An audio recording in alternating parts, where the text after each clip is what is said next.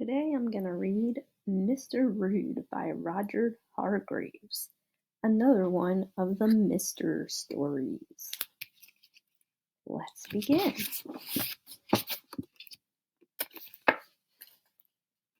Mr. Rude is rude.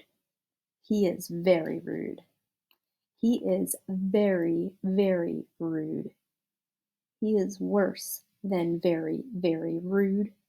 He is extraordinarily rude.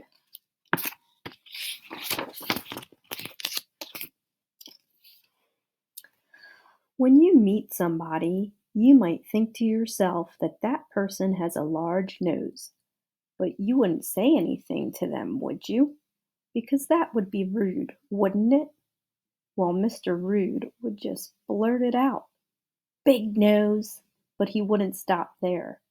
Oh no, not Mr. Rude. Big nose! With a nose like that, you could vacuum the floor. Can you imagine saying that to someone? Well, I hope you can't.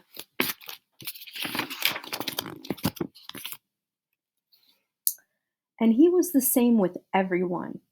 If he met someone overweight, he would shout, "Fatty, you're supposed to take the food out of the fridge, not eat the fridge as well."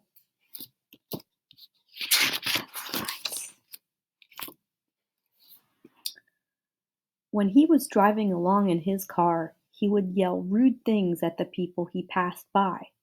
Mr. Rude was a horrible man who didn't have a nice thing to say to anyone, and not surprisingly, no one liked him.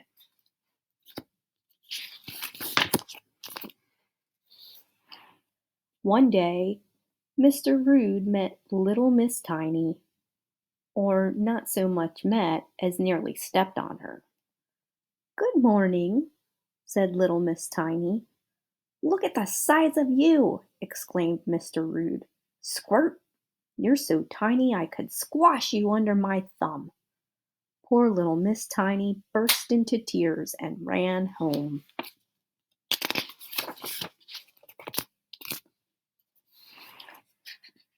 Behind a tree on the other side of the street, Mr. Happy looked anything but happy. He had heard everything.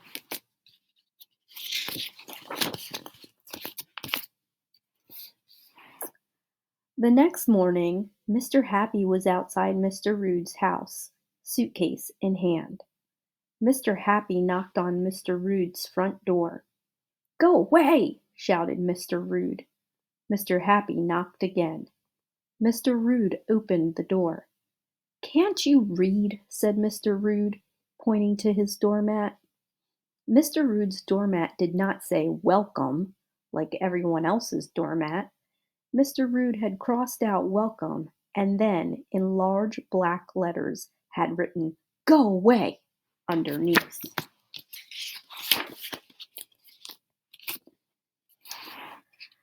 Mr. Happy smiled, barged past Mr. Rude, and went into the living room. "Get out!" shouted Mr. Rude. Mr. Happy smiled an even larger smile and sat down in the armchair.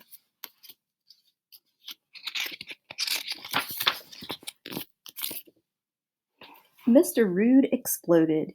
He ranted and raged for half an hour, but Mr. Happy calmly sat through it all, smiling.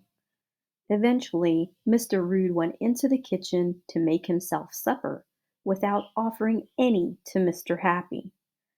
After his supper, Mr. Rude ranted and raged for a full hour, but whatever Mr. Rude called him, Mr. Happy took no notice. Finally, Mr. Rude turned out the lights and went upstairs without offering Mr. Happy a bed for the night.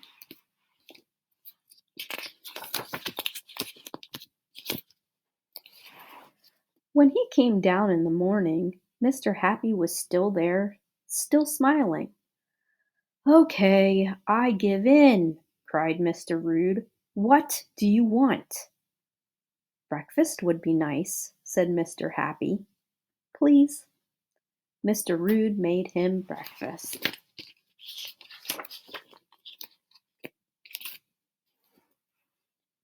It was the first time in Mr. Rude's life that he had ever done anything for someone else. In fact, it was the first time he had ever asked anybody what they wanted. "Thank you," said Mr. Happy when he had finished. "Right! You can go now," demanded Mr. Rude. But Mr. Happy did not budge. Mr. Rude ranted and raged and raged and ranted, but he ended up making lunch for Mr. Happy, and supper too.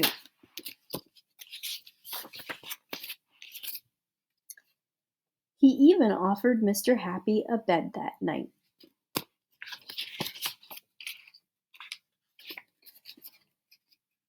Mr. Happy stayed for 2 weeks. Slowly, the ranting and raging became less and less. Mr. Rude discovered he had something that he had never known he possessed.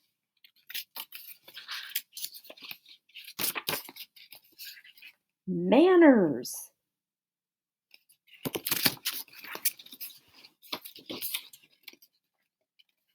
When it was time for Mr. Happy to leave, he shook Mr. Rude's hand and said, "Thank you so much, Mr. Rude.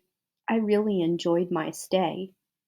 Mr. Rude beamed a smile that was every bit as wide as Mr. Happy's and found himself saying, "And so did I." Mr. Rude was a changed man.